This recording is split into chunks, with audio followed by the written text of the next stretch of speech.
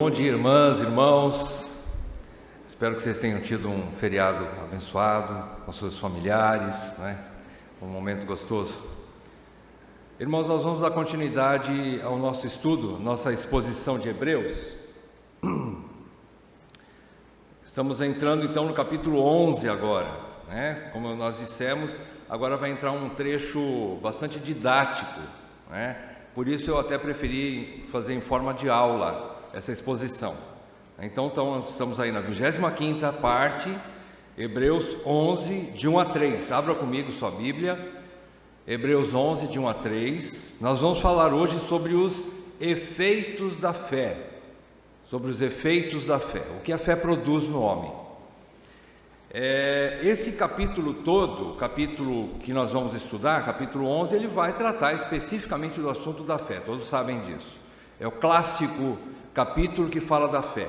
Ele é chamado de a passagem pistis. Pistis significa pela fé em grego. É uma única palavrinha, mas que significa pela fé. Então esse é o trecho que a gente vai ver. Pela fé fulano fez isso, pela fé fulano fez aquilo, pela fé, então tudo pela fé, né? Nós vamos ver esse trechinho pistis das escrituras, né? Mas antes eu queria fazer uma pequena recapitulação para a gente se posicionar do que foi falado na última aula. Nós falamos, abra comigo capítulo 10 ainda, versículo 38 e 39 de Hebreus 10, 38 e 39, e emendando o versículo 1 do capítulo 11.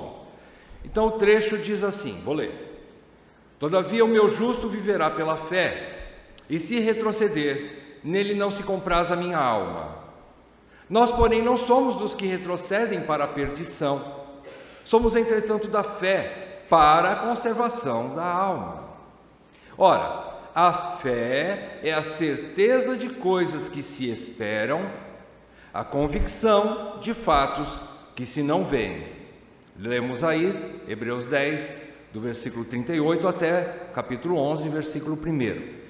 Você percebeu ali que o primeiro trechinho, versículo 38, o autor usa um texto do Velho Testamento, de Abacuque 2, versículos 3 e 4, onde ele menciona essa profecia, que aquele que vem virá e não tardará. Mas nesse meio tempo, Deus, falando por meio de Abacuque, ele diz: nesse meio tempo, por assim dizer, o meu justo viverá pela fé. Até que aquele que há de vir venha, o meu justo viverá pela fé. Ele já mostra a segunda vinda do seu filho. O Deus Jeová já está mostrando que o Messias prometido, ele viria uma primeira vez, depois voltaria. Mas nesse meio tempo, aqueles que são da fé continuariam vivendo pela fé até o fim. É isso que ele quis dizer. E ele termina, versículo 39, dizendo uma coisa importantíssima. Esse versículo, meus amados irmãos, eu acredito que deveria ser um dos versículos mais importantes para toda a humanidade. Aqui simplesmente o autor fala da boca de Deus, ele fala que só existe duas classes de pessoas, duas categorias de pessoas. Veja o versículo 39, ele diz: nós, está se referindo à igreja, não só ele, mas os eleitos. Nós, porém, não somos dos que retrocedem para a perdição. Ou seja, a primeira classe de pessoas são aqueles que se perdem. Aqueles que se perdem, que retrocedem. O que é retroceder? É abandonar a fé. Mas ele diz que nós não somos assim. Ou seja, a igreja é uma outra classe de pessoas. Está num outro contexto. Ele termina dizendo: somos, entretanto, da fé para a conservação da alma. Então aqui veja, ele divide esse versículo 39, ele divide em duas categorias. Não existe outra classe de pessoas na humanidade toda.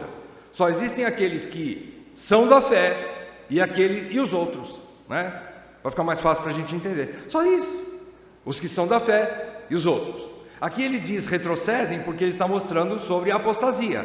Mas eles estão na mesma categoria daqueles incrédulos que nunca creram em Deus. O fim é o mesmo. Qual é o fim? Para a perdição. Então os que não creem vão para a perdição. Só tem um caminho. Não tem purgatório, não tem um meio termo, não tem uma segunda chance. Em vida, aqueles que creem, como ele diz aqui, aqueles que são da fé, conservam a sua alma. O que significa conservar a alma? Viver eternamente, vão para a vida eterna, para a glória. E os que não são da fé, vão para a perdição, o castigo eterno. E ele mostra no versículo 1 do capítulo 11, que ele define a fé. Ele fala duas coisas sobre a definição da fé. Ele fala que a fé tanto é uma convicção, a certeza de coisas que se esperam, ou seja, coisas que eu ainda não tenho, mas eu já tenho, que absolutamente eu espero com certeza de receber. É diferente da esperança humana. A esperança nossa, no dia a dia, sem a intervenção de Deus, você pode pensar assim: eu vou fazer um bom curso, vou fazer uma boa faculdade, vou me preparar e vou ser promovido no meu trabalho, e posso receber um bom salário, posso ser promovido. Você pensa positivamente naquilo. Isso não é fé, não é esse tipo de fé aqui. Mas você não tem certeza se você vai conseguir ou não aquela promoção, entende? Você tem esperança de receber. Essa é a esperança humana. A esperança que vem de Deus é a certeza que você receberá alguma coisa no fim. E ele diz aqui que a fé então é a certeza de coisas que se esperam, embora você não tenha ainda, ela é invisível, você não tocou, você não apalpou, você não viu, mas você já tem, e ninguém pode tirar isso de você. Essa é a esperança que nós temos em Deus.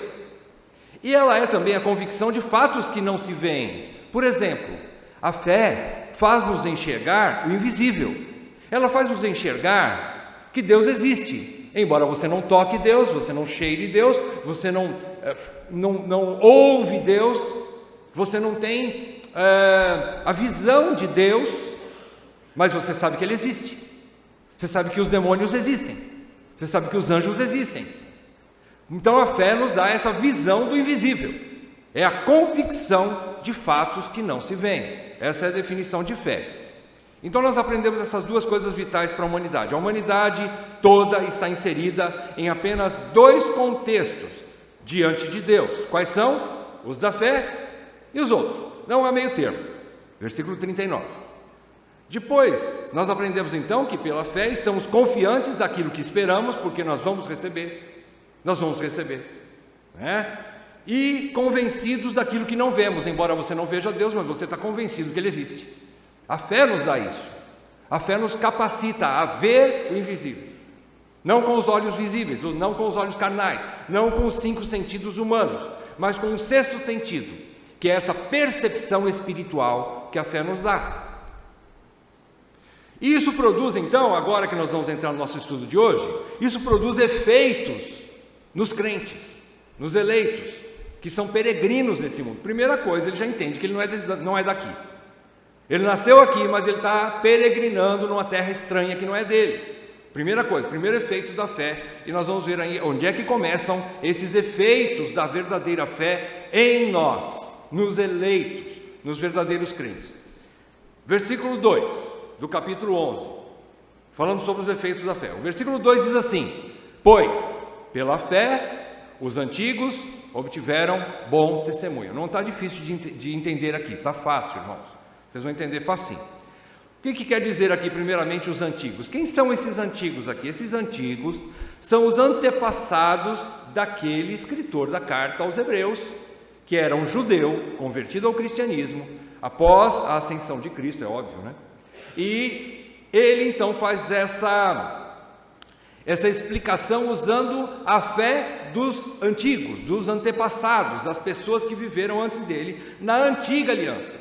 Então antigos são os crentes da antiga aliança, que o autor vai descrever agora, como eu disse para vocês, a passagem pistis, não é? Pela fé, eles fizeram isso, pela fé eles fizeram aquilo, e aí vai descrever inúmeras pessoas, personagens que viveram no Velho Testamento.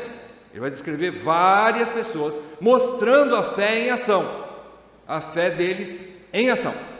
Então, ele vai descrever isso, a fé deles em detalhes, a partir do versículo 4, falando de Abel. Você vai ficar impressionado com Abel. Às vezes nós aprendemos errado sobre por que um sacrifício é aceito e o outro não. Você vai ver que coisa impressionante. Mas não é hoje. O que significa obtiveram bom testemunho? Às vezes a gente pensa assim, eles deram bom testemunho.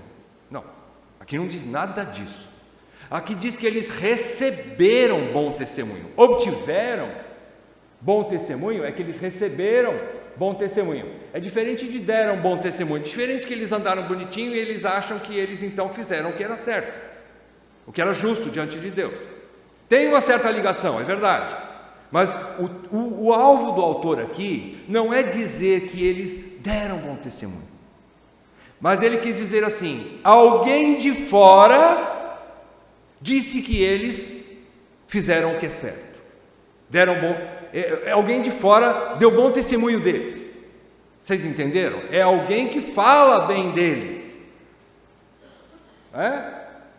Então aqui significa que eles foram fiéis. A fé, ela é mais do que simplesmente crer. Ela é crer e tornar a pessoa fiel. A palavra traduzida, muitas palavras gregas traduzidas para o português, elas precisam de um complemento. Por quê? Porque às vezes ela não expressa toda a realidade do que o autor quis dizer na língua original. Então a fé é muito mais do que simplesmente crer, mas é crer, se apegar àquilo e ser transformado por aquilo, sendo até mesmo vivendo de acordo com aquela luz que a fé deu, por assim dizer. Eles tornam-se fiéis. Fiéis a quem? A Deus. Por isso então, esse alguém de fora que deu bom testemunho deles, quem é? Agora você sabe, né? Quem que deu bom testemunho deles? Respondam. Deus. Deus deu bom testemunho deles. Deus deu bom testemunho deles. Olha, é muito gostoso quando você vê a sua esposa falar assim: olha, marido, parabéns, você fez uma coisa muito boa. Eu tanto esperava isso de você, esperei anos de fazer isso. E agora que você fez, eu fico muito contente. Você recebe um bom testemunho, é gostoso. É um elogio, né? Isso nos faz bem. O pai, o marido fazendo bom testemunho, elogiando a esposa, dando bom testemunho. Enfim, né? O pastor ou os membros da igreja dando bom testemunho de alguém. É muito bom. Mas quando Deus dá bom testemunho da gente, pode parar o mundo, né? Aí vão para casa, porque é a melhor coisa que tem. Você receber um bom testemunho de Deus. Você já imaginou Deus chegar para você e falar assim: servo bom e fiel, né? No pouco fosses fiel, sobre muito te colocarei, né? Esse é o testemunho que todos nós queremos, não é mesmo? Como crentes. Não é a esposa somente, o marido. Isso aqui fica tudo por aqui. É bom, faz parte já. É como se Deus estivesse falando através da boca da esposa, através da boca do marido, para nós, né? Quando você age bem, como um verdadeiro crente, né? Eu acredito que você seja, né? Então, quando você faz assim, Deus fala. Mas receber direto da boca de Deus, não tem coisa melhor, né? Então aqui, outra coisa, não foram eles que se autoafirmaram. Muita gente está por aí: eu fiz isso, eu fiz aquilo, eu ganhei tantas almas para Jesus, eu fiz aquela igreja, eu construí aquele templo, eu fiz não sei o quê, e fica só dando auto-testemunho, se auto-afirmando, né? Dizendo dele mesmo: eu fiz isso, eu fiz aquilo. A gente conversa às vezes com pessoas, a gente fica falando: nossa, a mesma velharia de sempre, e não sai daquilo. E aí a gente fica pensando: como que cresce, né? E não sai daqui, patinando a mesma coisa. E a gente fica pensando: não precisa fazer, não precisa disso, né? E aí então, não é se autoafirmarem, não é? Outra coisa, bom testemunho aqui significa agradar a Deus. Veja a primeira parte do versículo 6. O que é que o autor diz ali? Ele faz uma pausinha, depois que ele fala de Abel, Enoque, quando ele começa, depois termina, antes de falar de Noé, ele fala assim, versículo 6, de fato, sem fé é impossível agradar a Deus. Ou seja, Deus dá bom testemunho daqueles que lhe agradam, e não é fácil agradar a Deus, não pense você que agradar a Deus é vir domingo na reunião. Isso é uma parte de agradar a Deus. Se você já não está agradando, né? A não ser que seja por um motivo justo. Agora, se você vem por um motivo injusto, Que um motivo ímpio, carnal e sem sentido? Você não está aqui nessa manhã? Como é que eu vou falar para alguém que não está aqui nessa manhã? Bom, deixa para lá. Mas é esse sentido que eu estou dizendo. Se for um motivo justo, tudo bem. Mas, se não for, você não está agradando a Deus. Começa por aí. Consequentemente, sua vida também vai se tornar uma vida desagradável a Deus. E, consequentemente, você não vai receber bom testemunho, né? Então, aqui, bom testemunho é agradar a Deus. Aqui, olha só, não se trata da fé que salva, não se trata da fé que salva. Não quer dizer assim, como se Deus estivesse dizendo assim, eles me agradam porque eles creram no meu Filho. Esse é o ponto fundamental da fé, é verdade, crer em Jesus Cristo apenas como Senhor e Salvador, mas não para por aí. Isso é o começo, é o alicerce da fé. Não, a fé salvadora, ela vai além disso. Então, é isso aqui que ele está dizendo, que obtiveram bom testemunho, não foi por causa da fé de simplesmente crer no Filho de Deus, mas do efeito dela, o que ela produziu nas pessoas. Deus não está dizendo assim, eu me agrado desse povo aqui, porque esse povo aqui creu no meu Filho. Ele está dizendo assim, eu me agrado desse povo aqui, porque eles creram no meu Filho, amaram o meu Filho e obedecem o meu Filho. Por isso eu os amo e por isso eu dou bom testemunho deles. É mais do que só crer, não é? E essa fé salvadora e esse efeito dela produz obediência. Deus opera em nosso querer segundo o seu querer. Vocês se lembram do texto de Filipenses 2,13? O que o texto diz? Ele diz assim, que Deus é quem efetua em nós tanto querer como realizar segundo a sua vontade, segundo a vontade dele. Então Deus opera em nós. Agora a gente fica pensando, bom, se é Deus que opera em nós, por que Ele nos dá um presente desse e diz que a gente é fiel? Por que Ele faz isso? É Ele que faz a obra por nós. A Bíblia está recheada de textos que diz, tu as fazes por nós. Deus faz a obra por nós. Ele opera em nós o querer e o fazer, ou o realizar. Ou seja, então, em nós não há mérito nenhum. Não há mérito nenhum, não é? Então, a fé salvadora transforma o rebelde em filho fiel. A fé salvadora não é aquela que foi dada somente para o cara ir para o céu. Não, ela foi dada para que ele seja transformado segundo a imagem do seu Filho amado, Jesus, o primogênito. E assim, o eleito seja segundo a imagem do Filho mais velho, obediente ao Pai até morte e morte de cruz. Ele é transformado para ele viver os princípios de Deus. É isso que significa viver pela fé. Essa fé salvadora transforma o rebelde em filho fiel. Santo Agostinho sacou essa ideia de Deus. Santo Agostinho, ele teve discernimento, ele aprendeu, ele teve convicção, e ele escreveu o seguinte. Ele escreveu algo que os teólogos atuais tomaram e denominaram galardão da graça. O que é galardão da graça? Ele declarou o seguinte, ele entendeu o seguinte, Santo Agostinho: quando Deus nos galardoa, Ele coroa seus próprios dons, não os nossos méritos.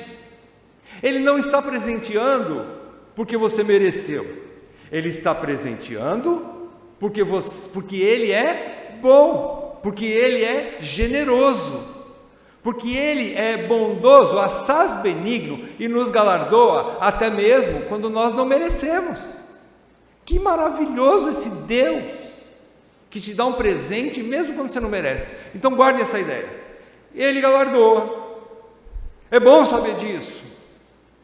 Nós guardamos no nosso coração a premissa de que eu sou um servo infiel, eu tenho que ter isso no meu coração sempre. Você tem que ter isso no seu coração sempre. Nós somos servos indignos, que só fizemos o que tinha que ser sido feito. Não é isso que diz a palavra de Deus? Nós somos servos indignos. Porque só fizemos o que tinha que ter sido feito. Não fizemos nada mais para merecer um presente maior de Deus. Nada. Isso você guarda no seu coração. Porém, no coração de um Deus tão generoso, Ele olha para nós e fala assim: servo bom e fiel. Isso tem que vir da boca dele, tá? Não é na tua boca. Ah, eu sou um servo bom e fiel. Ah, eu faço e aconteço. Ah, eu tenho força. Eu tenho uma fé que superou de muitos irmãos por aí. Não. Você não tem nada. E se alguma coisa você faz de bom, é graça de Deus na sua vida. Isso é galardão da graça, ok? Então, primeiro versículo, o que nós aprendemos? Que há um galardão, mesmo para aqueles que não são fiéis, ainda que tentem ser fiéis até o fim. Qual é a premissa da fé? Fé é ser fiel, é crer e ser fiel, não é mesmo? Então você vai tentar ser fiel até o fim, certo? Espero que sim. É o que a igreja deseja. Que cada um de nós, como membros, filhos de Deus, sejamos fiéis até o fim, até a morte. Né? Ser fiel até a morte. Né? Como diz no final de cada carta no Apocalipse, né? Ele diz ao vencedor. O que é ao vencedor? Aquele que chegar até o fim. As 7 cartas terminam assim: ao vencedor darei tal coisa. Ao vencedor darei tal coisa. É aquele que for fiel até o fim. Porém, ainda assim nós somos infiéis, porque se nós somos obedientes, é obra do Espírito em nossas vidas. Nós temos que ter isso no nosso coração para não nos vangloriarmos. Você faz uma coisa para a igreja, você faz uma doação, alguma coisa, e acha que aquilo lá, nossa, eu mereço o galardão. Não, você não merece, porque é Deus que efetuou isso em vós, segundo o querer dele, não o seu. Se ele não operasse em você, você não gostaria de ajudar ninguém, de fazer o bem para ninguém. Você não teria essa capacidade se o Espírito Santo não fizesse isso na sua vida. Por isso, não a nós, Senhor, não a nós, mas ao teu nome da glória. Não é isso? Muito bem, esse é o versículo 2. Vamos passar para o versículo 3. O que é que diz o versículo 3, dentro dos efeitos da fé, então? O versículo 3 diz: pela fé entendemos que foi o universo formado pela palavra de Deus, de maneira que o visível veio a existir das coisas que não aparecem. Bom, em primeiro lugar, nós temos que entender o que significa entender. Entender, aqui nesse versículo, como eu disse para você, a palavra Noel, não é Papai Noel, mas é Noeo no grego. Ela significa muito mais do que um entendimento, uma aceitação sem compreensão. A fé nos dá uma compreensão. Entender, então, aqui, entendemos? Esse entender aqui é compreender e perceber para agir. Ela capacita viver pela fé. Ela abre os olhos para um entendimento de coisas que o homem natural não tem. Lembra-se que a palavra de Deus diz que o homem natural não compreende as coisas de Deus, porque eles são carnais, não são espirituais. Então o Espírito Santo nos dá a fé para compreendermos algumas coisas. É óbvio que essa compreensão tem limites, porque as coisas de Deus, o próprio Deus, é incompreensível, insondável em toda a sua extensão, né, por assim dizer, não é? Nós não compreendemos tudo de Deus, mas compreendemos o suficiente para sermos transformados e agirmos.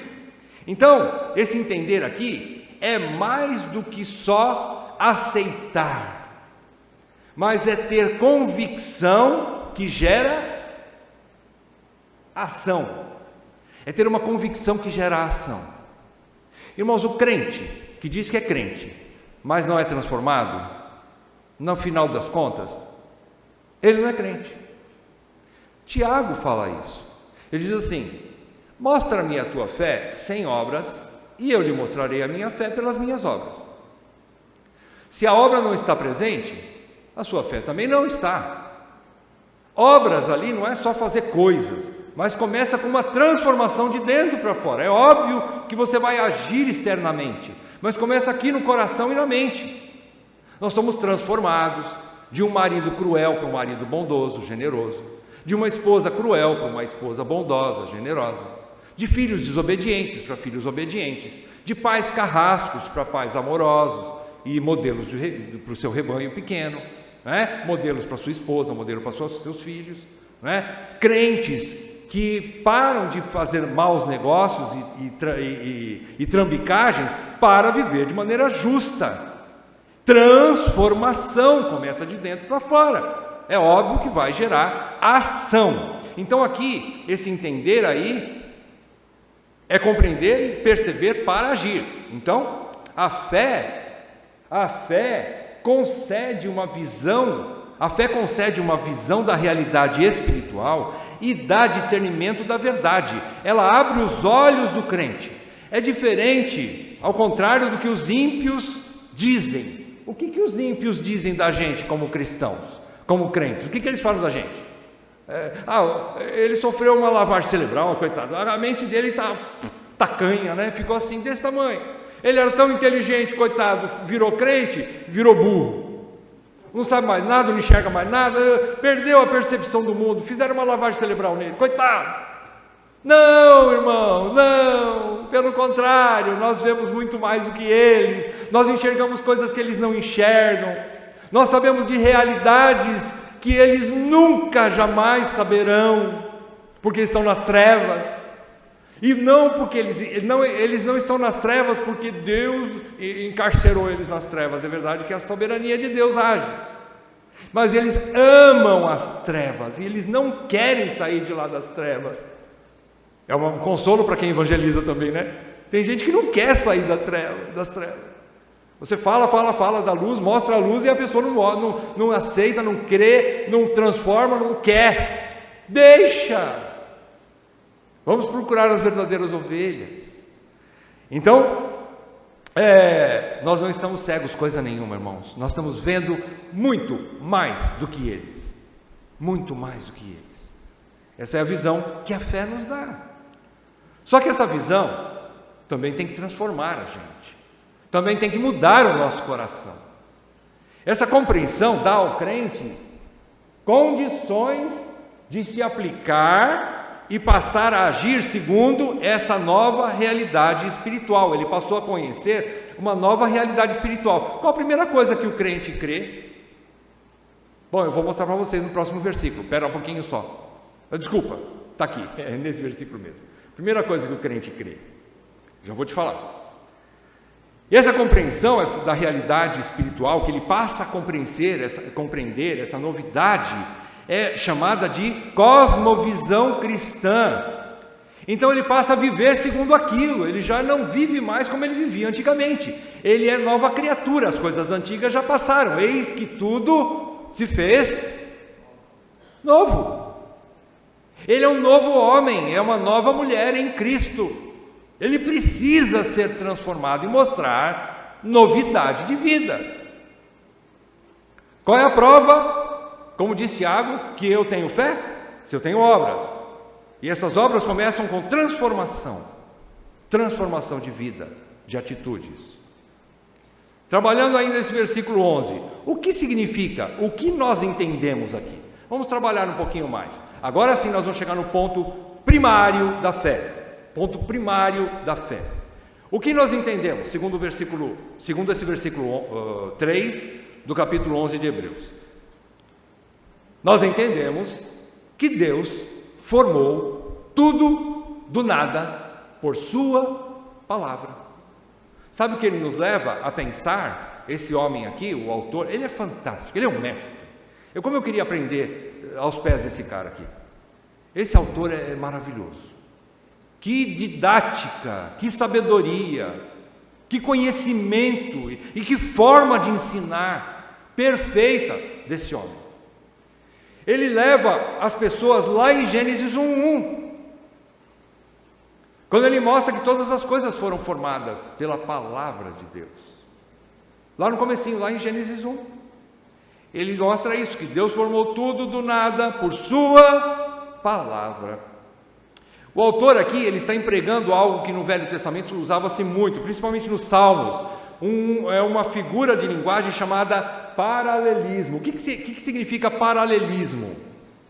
É uma segunda frase que explica a primeira frase na mesma sentença. Por exemplo, nesse mesmo versículo, ele coloca duas frases que falam quase a mesma coisa. A segunda confirma a primeira. Ele fala duas coisas, é como se ele fosse repetitivo, redundante. Ele fala a mesma coisa duas vezes. Veja bem, vamos analisar então. Volta lá no versículo 3 do capítulo 11.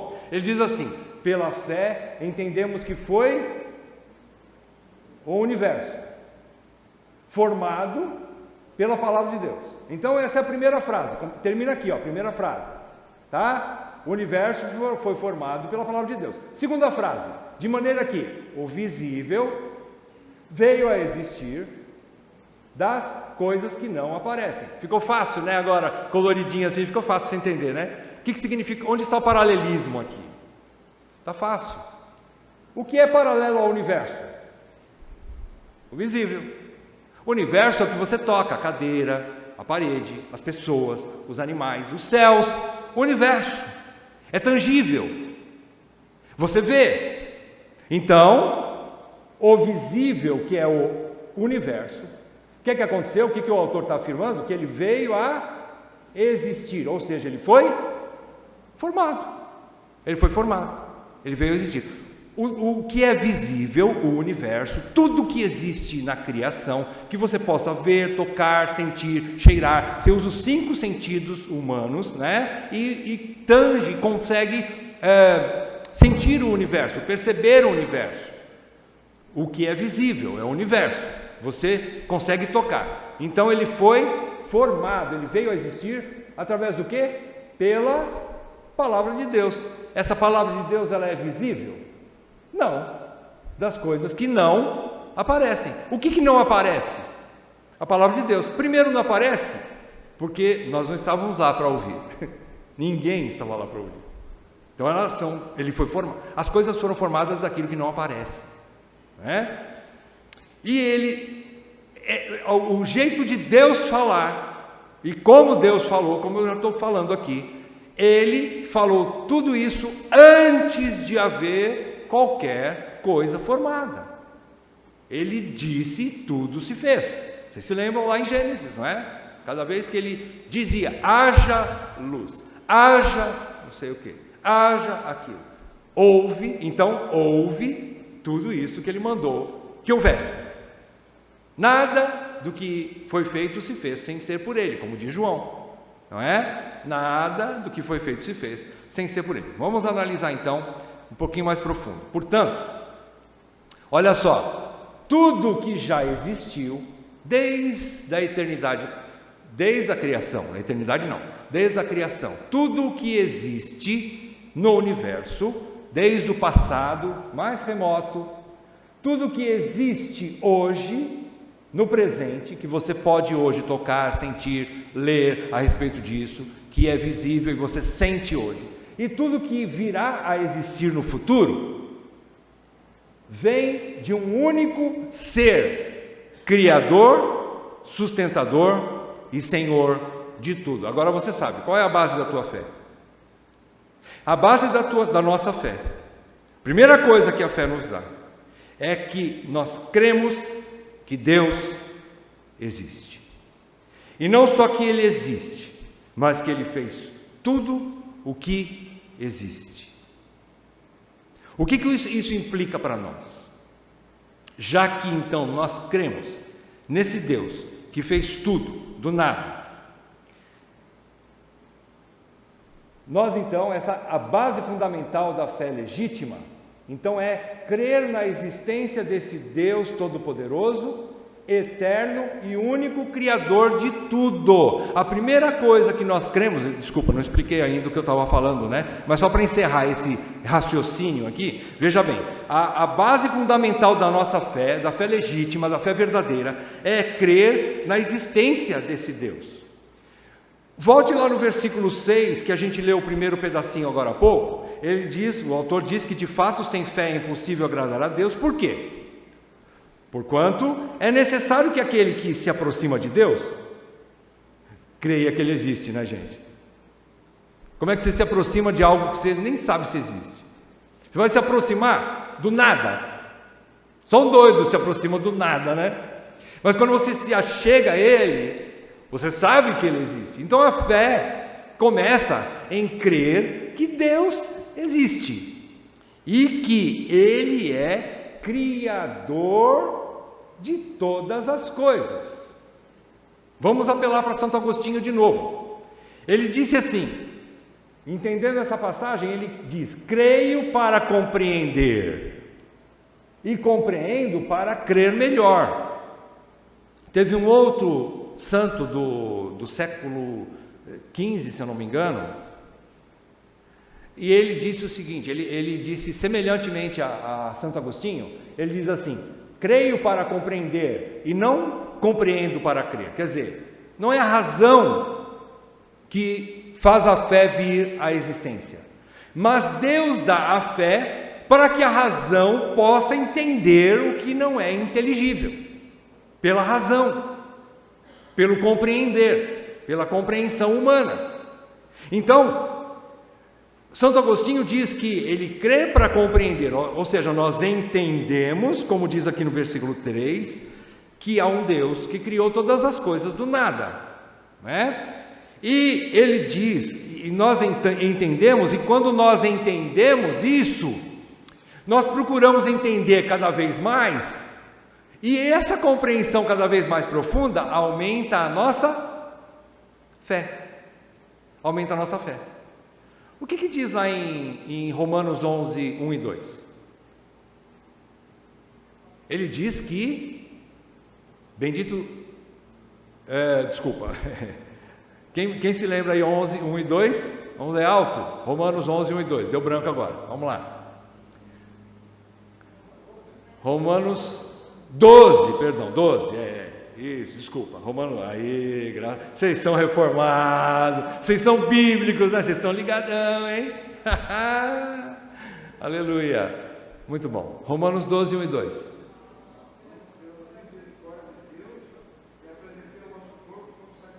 Vivo, santo e agradável. Lembrei. Isso.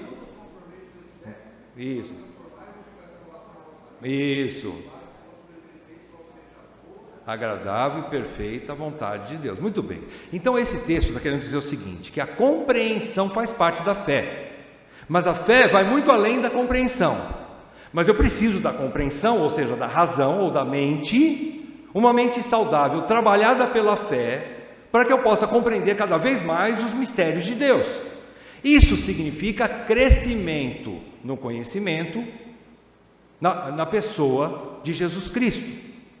Como Pedro fala, é necessário que nós cresçamos na graça e no conhecimento de Jesus Cristo, nosso Salvador e Senhor. Há uma evolução cristã. Eu acredito nesse tipo de evolucionismo, que nós nascemos pequenininhos, mas nós vamos crescendo na fé, e nós vamos tornando-nos homens e mulheres robustos na fé, crentes saudáveis na fé, fortes na fé, não mais meninos inconstantes levados para lá e para cá.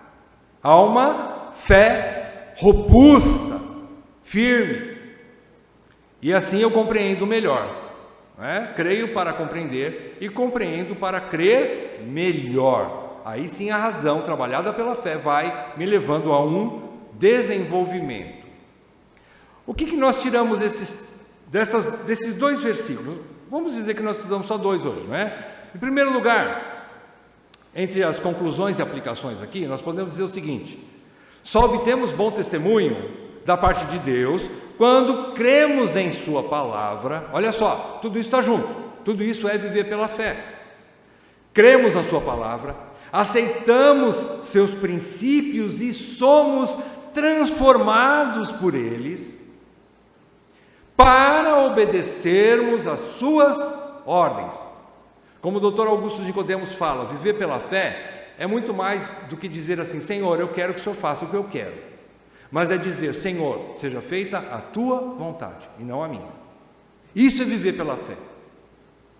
Então é ter a mente transformada para aceitar e confiar em Deus, a ponto de dizer assim: Senhor, seja feita a tua vontade. Ainda que doa, ainda que seja difícil, mas seja feita a tua vontade e não a minha. Isso é viver pela fé. Isso é uma fé madura. Isso é alguém que vive pela fé, né? Por isso, a maior meta de nossas vidas é ouvir de Deus, como eu já disse agora há pouco. A maior meta de nossas vidas é agradar a Deus e ouvir lá no final isso aqui, ó. Muito bem, servo bom e fiel. Fosse fiel no pouco, sobre o muito te colocarei. Aleluia. Entra no gozo do teu Senhor. Primeira declaração de Jesus lá na parábola dos talentos, vocês se lembram? Mateus 25, esse versículo 21. Irmãos, quem de nós não quer ouvir isso aqui? Se você é crente verdadeiro, você deseja ouvir isso aqui, no fim da sua vida. Não é possível que nós nos convertemos a Jesus, amamos Jesus, tememos a Deus, odiamos o pecado e desejamos a glória, e você não tenha isso aqui no seu coração. Se você não tem isso aqui no seu coração, confira diante de Deus: Senhor, será que eu sou salvo? Será que eu tenho fé legítima? Porque eu quero isso aqui. É necessário, é tudo que nós queremos, é viver na presença de Deus para sempre e agradá-lo para sempre. Mas aqui agora, começa aqui agora. Como é que eu vou agradar lá no céu se eu não fizer esse estágio aqui na terra? Nós estamos num estágio nessa terra para agradar a Deus no mundo hostil. A carne hostil, a minha vontade é hostil à vontade de Deus. Mas isso mostra que eu tenho fé, quando eu sou transformado pela fé. A segunda coisa que nós aprendemos é que pela fé, nossa mente se abre para as coisas de Deus. Ela é luz no entendimento dos eleitos. A fé é luz no entendimento dos eleitos. A nossa fé então é racional. Você não age em obediência levado como uma marionete. Deus não faz isso na pessoa. Você não faz as coisas boas porque Deus está te puxando pelo cabresto. Não, Deus transforma a sua vontade. Deus transforma o nosso desejo de fazer aquilo que lhe agrada, para fazer aquilo que lhe agrada. Deus transforma o nosso coração, Ele tira o nosso coração de pedra e nos dá um coração de carne, para que nós obedeçamos a Ele e sejamos agradáveis a Ele. É isso que a fé faz em nós. Então, pela fé, passamos a entender que há um ser que é dono do mundo, e não sou eu, e não é você. Você não é o centro do universo. Tem muitos de nós que acham que é o centro do universo, né? Todo mundo tem que fazer a minha vontade, minha esposa tem que fazer a minha vontade, meu marido tem que fazer a minha vontade. Eu sou o centro e todo mundo gira em torno de mim, eu sou como o sol. Todo mundo girando em volta de mim. Todo mundo me agradando, todo mundo tem a obrigação de fazer aquilo que eu gosto, e se eu não gosto eu reclamo, todo mundo tem que parar de fazer, né? Não, a fé transforma, tira o nosso eu do centro. Isso é uma conversão legítima. Então, nós entendemos que há um ser que é dono do mundo. Isso nos leva a uma vida teocêntrica ou teorreferente, e assim mortificamos o velho eu. Você quer mostrar que você tem fé? Um outro ponto é quando você é uma pessoa quebrantada, uma pessoa humilde de coração, uma pessoa disposta a servir mais do que ser servido, uma pessoa mais disposta a dar do que receber, uma pessoa que não é o centro das conversas. Quando você senta para conversar, ela dá espaço para você falar também, e você não fica só ouvindo, né? Quando a pessoa é o centro das coisas, ela fala. Você quer falar um pouquinho, ele cobre você e fala. Ele é o centro. O eu está grande. Não há humildade, mas soberba. Pessoas enfatuadas em si mesmos, cheios de si, não transformados ainda pela graça, expressam uma fé ilegítima ainda. Então, quando nós somos transformados pela fé, Deus passa a ser a minha referência. Eu vivo uma vida cristocêntrica. Eu passo a tomar as decisões segundo a vontade de Deus. Eu passo a trabalhar para a glória de Deus. Eu passo a fazer a minha agenda segundo a agenda de Deus. Eu passo a querer conhecer o meio em que eu convivo para crescer na graça e conhecimento de Deus, e me programo segundo aquele povo com quem eu caminho. Quem é esse povo? A igreja. É óbvio que em alguns momentos não bate, mas são momentos. Mas eu preciso fazer a minha agenda segundo a agenda de Deus através da igreja. Como eu provo que eu sou de Deus? Quando eu estou no meio dos seus filhos. E quando eu me esforço para isso. E vamos além das possibilidades às vezes. Isso mostra fé, mostra transformação. Deixa o eu de lado e coloca Cristo no centro. Aí sim, aí a fé é legítima. Amém? Que Deus nos ajude a gente guardar essa fé em nosso coração e que isso aconteça em nós, né? Que Deus nos transforme. Vamos orar. Ó Deus, que a Tua palavra, Senhor, que esses ensinamentos estejam ferindo, começando no meu coração e por todos os meus irmãos. Que isso nos transforme a ponto de nós sermos agradáveis a Ti e podermos um dia receber esse bom testemunho, Pai. Que as futuras gerações possam também olhar para trás e verem em alguns de nós, pelo menos aqui, aquilo que o Senhor disse a respeito dos antigos, que receberam bom testemunho. Que meus netos, ou nossos netos, nossos bisnetos, ou até mesmo pessoas de outras gerações, possam olhar para trás e olharem para a nossa vida hoje e dizerem assim: os meus antepassados viveram pela fé. Ajuda-nos, Senhor, a darmos bom testemunho para as próximas gerações. Ajuda-nos, Senhor, a sermos inclusos nesse capítulo 11 de Hebreus, juntos com os heróis da fé, que eram homens, mulheres, pecadores como nós, limitados, mas nós queremos viver como eles. Se foi possível para eles naquela época, dá graça para nós hoje, Pai. Eu te peço isso em nome de Jesus. Amém, Pai. Amém.